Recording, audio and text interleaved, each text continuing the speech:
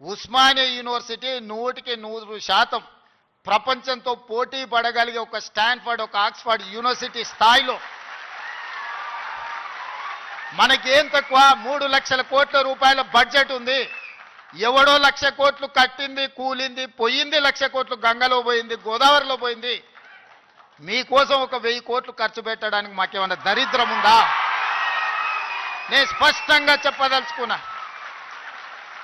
ఈ సంవత్సరం విద్యాశాఖ కోసము 40,000 కోట్లు ఖర్చు పెట్టిన 40,000 కోట్లు ఈ సంవత్సరం young India integrated residential schools 100 నియోజకవర్గాలలో 100 young India integrated residential schools, ఒక్కొక్క స్కూల్కి 25 ఎకరాల స్థలం, 200 కోట్లు, 20,000 కోట్ల రూపాయలు ఈరోజు యంగ్ ఇండియా ఇంటిగ్రేటెడ్ స్కూల్స్కి నేను సంతకం పెట్టి ఇచ్చిన.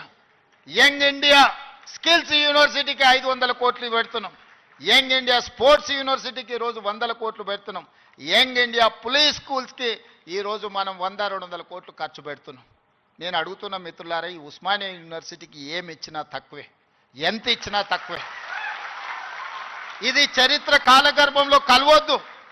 ఇది చరిత్రకు ఎప్పుడు నిటారుగా నిలబడ్డ సజీవ సాక్షిగా ఉండాలి ఉస్మానియా యూనివర్సిటీ.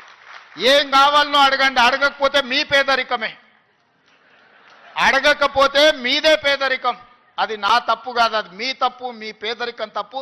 మీ ఆలోచనల్ని సవరించుకొని అంచనాలను వేసుకొని ఏమేం కావాలనో చెప్పండి, అన్నిటిని ఇచ్చే బాధ్యత నాది. దీన్ని ఒక అద్భుతమైన యూనివర్సిటీగా, ఈ యూనివర్సిటీ లేకపోతే తెలంగాణకు చరిత్రనే లేదు.